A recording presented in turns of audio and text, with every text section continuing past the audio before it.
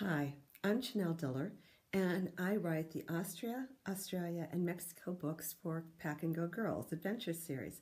If you haven't discovered them, you really need to look for them because they're a ton of fun. They're all about American girls who go to another country and meet a girl from that country. And right now, I'm lucky enough to be in Austria, where the first series of books takes place.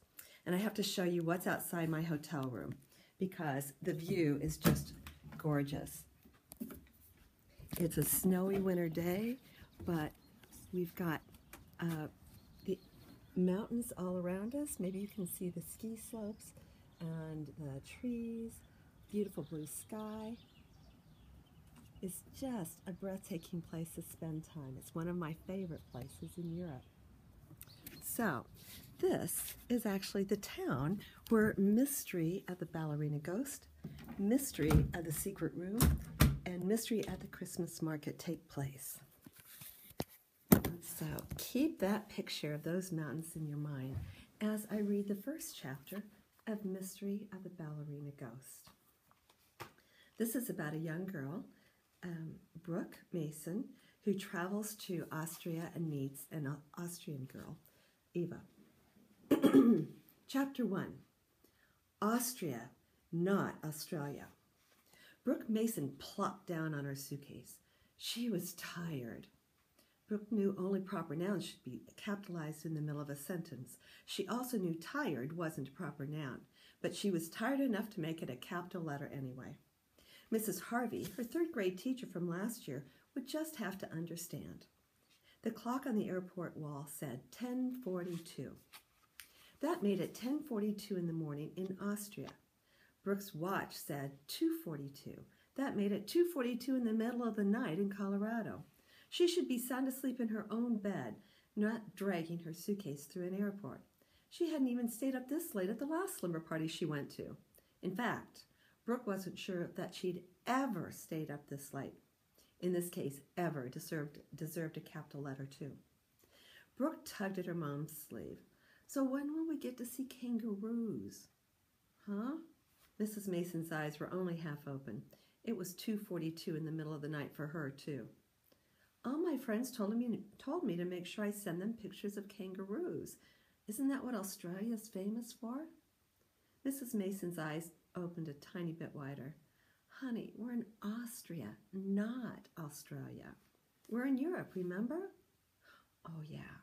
She'd made that mistake when her mom first told her about going on this trip.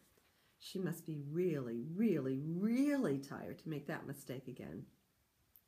Brooke looked around to see if anyone had heard her. If they did, they were too sleepy to laugh at her. I remember now. Austria's next to Germany. And Italy, Mrs. Mason said, gently, and she gently rubbed Brooke's back. Instead of pictures of kangaroos, we'll get a picture of you in a castle. Oh, yeah, castles. I remember now.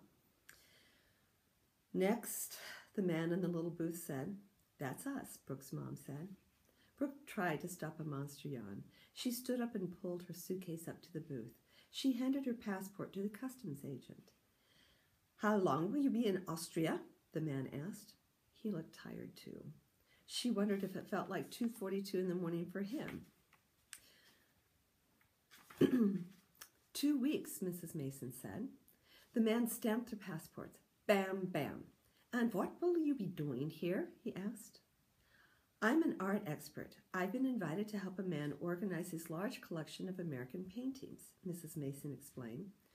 Brooke was proud her mom was an authority on art. She was lucky enough to come with her mom. Her two brothers had to stay home, so Brooke felt doubly lucky. "And will you be working too, Miss Mason?" the immigration agent asked her. "No, sir. I'm only 9 years old. I get to have fun." The tired man in the booth laughed and stamped their passports again. Bam, bam. "Well, Miss Brooke Mason, I hope you do have fun. Welcome to Austria." Austria, not Australia. Brooke was going to have to remember that. She followed closely behind her mom. She didn't want to get lost before they even started. When they got outside of customs, Mrs. Mason stopped and looked around. Brooke plunked down on her suitcase again. "Herr Mueller should be here soon," Mrs. Mason said. "Our flight was a few minutes early." Herr Mueller? Brooke said. What kind of a goofy name is Herr? Mrs. Mason laughed. It sounds like hair, but it's spelled H-E-R-R. It means Mr. in German. Oh, so we're waiting for Mr. Mueller. Yes, but since we're in Austria, we'll call him Herr Mueller, won't we? Mrs. Mason gave Brooke a no-nonsense look. She looked tired, too. Why do they speak German here? Since we're in Austria, shouldn't we speak Austrian? Mrs. Mason thought for a minute. Well, we're Americans, but we don't speak American. We speak English, because English-speaking people colonized America. The people who settled Germany and Austria spoke a common language. Well, that makes sense.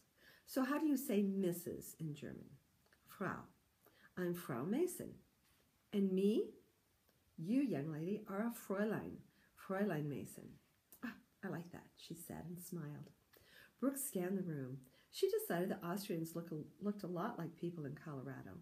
They came in all shapes and sizes. They were dressed like people would dress at the airport in Denver. She relaxed a little. Most people looked like they were waiting for someone. One man, though, marched straight towards them.